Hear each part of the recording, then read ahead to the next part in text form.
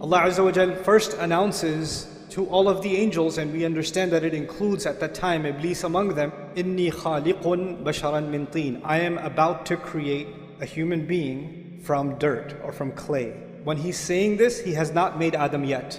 فَإِذَا سَوَّيْتُهُ وَنَفَخْتُ فِيهِ مِن رُوحِي. And when I'm done balancing him, and when I blow into him from my ruh, then he says, فَقَعُوا لَهُ سَجْدًا. Then fall into sajda before. Allah has described that He is about to create our Father, and He has also described the process He's going to use to create us. He says, first of all, I'm going to make him from teen. We're not the only creation on this earth made from teen. In fact, all of the animals and all of the species that exist on this planet also are made from teen. But there's something additional about this creation that He's about to make, our Father, and by extension us, that is more than just teen. There's something more than just this animal presence, this animal existence. فَإِذَا سَوَّيْتُهُ. When I make him balanced. So Allah says there's a level of balance and perfection that is going to be added to this creature that doesn't exist in other creatures. Allah is telling us that human beings will have an ability to balance opposing things.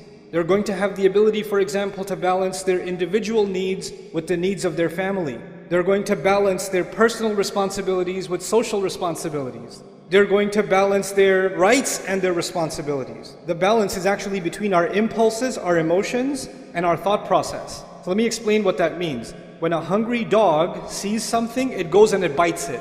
It doesn't think about the consequences. There's the emotion and then there's the action. That's it. But human beings, they can look at something and say, no, that's illegal. No, that's haram. You're getting late for work. There's a red light. Right? You have the ability to balance your emotion, your need, your desire to get to work early, but your need to abide by the law and stop at the red light. We're able to balance our thoughts and our emotions. Unlike other species, when they have an emotion, they have an impulse, they jump on it, they react. But we can think about the consequences, we can think about the long term, we can hold ourselves back. Allah Azza wa Jalla here says, human beings will be made with this amazing ability of balance. Then He says, وَنَفَخْتُ فِيهِ مِن رُوحِي. And then on top of that, I will blow into him from my own ruh, meaning the ruh that Allah especially designed for this human being, this special thing that will connect him, this human being, and Allah together in a unique way. That's what's going to be inside him.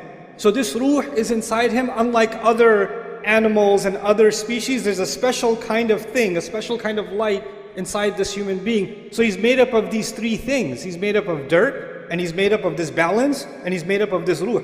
And He let the angels know, these are the three parts that will make this human being amazing. And when these three things come together, then فَقَعُوا لَهُ سَاجِدِينَ. Then fall into sajda. It's important to note, the angels don't just see the seen. The angels are creatures of the unseen. So what is invisible to us, like the arsh of Allah, what is invisible to us like the jinn, what is invisible to us like the secrets of the skies, many of them, the angels, they travel through the skies. And then on top of that, they get to communicate directly with Allah. Allah talks directly to the angels. And Allah is telling them that this creature is so incredible. Of all the vast universe that He created, He says this one thing is so powerful that every last one of you should be overwhelmed at what Allah has done when He created Adam.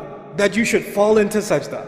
فَسَجَدَ الْمَلَائِكَ كُلُّهُمْ أَجْمَعُونَ. All of them, all together fell into sajda. How big of a deal is the creation of Adam alayhi salam? So now this announcement is made. And Iblis, we know, heard this announcement also. And if Iblis heard this announcement, he also knows that Adam is made up of three things. But we know that when Allah tells us that when he refused to do sajda, he turns to Allah. He doesn't say خَلَقْتَنِي مِن نَارٍ وَخَلَقْتَهُ مِن طِينٍ وَسَوَّيْتَهُ وَنَفَخْتَ فِيهِ مِن رُوحِكَ. He doesn't say that. He says, you made me from fire, you made him from dirt. That's just one of those three things, isn't it? There's two more things. And He knows about those two other things. He knows about the taswiyah, the balance of the human being. He also knows about the ruh that is inside the human being. But when he complains to Allah that you made him from dirt, he pretends that he doesn't know about those other two things. But he does. He fully knows. When he denies these other two things, he knows that if he acknowledges those two things, then he has to acknowledge how incredible the human being actually is. But if he only acknowledges the dirt,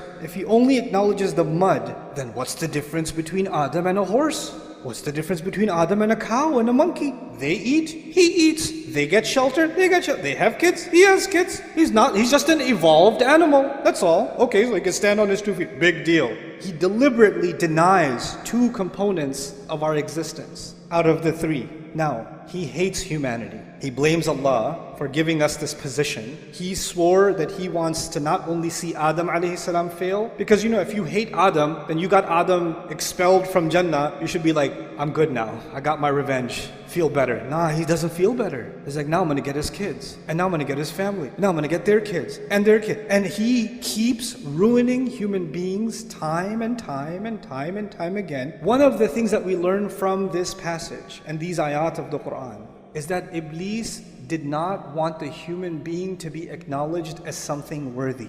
One of his greatest successes, if he can convince you and me that in fact you're not worthy. Self-worth, valuing yourself, respecting yourself as a human being is actually one of the great crises in the world today. Oh, I used to have a job, but I'm retired now. Nobody cares about my opinion. I'm worthless. I just sit home all day. My son has a job. My daughters are gone away to college, and I'm just useless here. I'm just a burden on everyone. There's an old man sitting in his home thinking he's completely worthless. All I can do is just go to the masjid and come back, but I live with this worthlessness inside me. It's just better if I just die. A young man lives with worthlessness. He says, my brother graduated, my cousin got a job, everybody else is doing better. This one already got married. Look at me. I've got nothing. Everybody tells me I'm a loser, I must be a loser. What does Iblis want to do? He wants to get people to say things around you in your life. They'll say things to you that make you feel worthless. They don't even realize they're doing it, but they're having this effect on you when you start thinking, yeah, maybe I am worthless. Maybe I'm not that big of a deal. I'm a nobody. Once you develop low self-esteem, you don't value yourself, then you're always thinking the only way I will be valued is if somebody else values me. If somebody else approves, then I have value. So I'm gonna take a picture of myself. I'm gonna make sure I change all the filters enough times, and then I'm gonna post it online, and I'm gonna wait for somebody to do this, or somebody to put one of these, or at least a mashallah or something. Give me something, because if somebody gives me, I have some value. Okay, now what do I gotta do? I need more value, because I'm worthless again. I haven't posted in 2 days. I need to get back on. I need to feel valued again. When you don't have enough value for yourself, you're always looking for value from where? Somewhere else. Someone else. Always looking for somebody else's approval. Always looking for somebody else's compliment. You didn't say anything. What do you think? What do you think I should do? What do you think of this? What do you think of that? Constantly asking for somebody else's opinion. Because without it, you're worthless. When you have low self-esteem, then you can't deal with any of your rights. Like, people can walk all over you, they can humiliate you, and in your head you're like, yeah, I deserve it, I'm scum anyway. What's even better is Iblis comes to those in your life sometimes and he says, hey, say this to him. Say, you know what? I know I treat you like a dog, but you deserve worse than that. So you should be happy that I even treat you this much. And you hear that enough times, and what happens? You start internalizing it. Because human beings, even if you reject something at first, if you hear it enough times, you start getting influenced by that. You start seeing yourself that way. When you start developing this is a great victory of Shaythan, because Shaythan says, that's what I was saying, man. That's exactly what I was saying, just dirt. Look at him. What ballads, what ruh. And what does Allah do? Before you and I even came on this earth, because of what our Father was given, which we have been given, the creation of our bodies, then on top of that the taswiyah, and on top of that the ruh. He gave us an honor above all of Allah's creation, and all of Allah's creation see us as a miracle of Allah, worthy of all the angels falling into sajda, in awe of what Allah has done. So now the angels in the heavens are impressed with you, and you're not impressed with yourself. You think you're worthless. But this is one side of the equation, that we value ourselves. But Iblis, he's got multiple tactics. One subject that keeps coming up is self-love, self-worth, self-esteem, which is what I'm talking about too, but you can take that too far. You're amazing. You're the best. Believe in yourself. You. Nafsuk, nafsuk, nafsuk. And you're like, yes, nafsi, nafsi, nafsi. You become like obsessed with, yeah, I'm awesome. I'm amazing. And then some parents do this to their kids. You're the princess. Little 4-year-old girl, you're my princess. Everybody else is ugly. You're the prettiest. You're the best. And this little girl turns into a monster. She goes at school and she goes, the princess is here. Kiss the ring. Like she develops this like inflated sense of self. This is actually the reality of arrogance. So on the one hand, we value ourselves, but what we actually are supposed to value is the potential that Allah gave us. We're supposed to value the ability to make the effort that Allah gave us, not the things that Allah gave us. The things that Allah gave us, He can give to anybody else. And these things will come and they will go. But the only thing of value before Allah is, and before ourselves, should actually be just our efforts. وَأَن لَيْسَ لِلْإِنسَانِ إِلَّا مَا سَعَى. Human beings will have nothing of worth on Judgment Day except the efforts that they made. That's it. This balance between confidence and humility, that has to be struck. Because too much self-worth will turn into arrogance. And too much humility, then you start thinking, I'm nothing, I'm nobody. And that's what Allah Azza wa Jal defined as one of the most amazing qualities that human beings have. There's this spiritual and there's this material.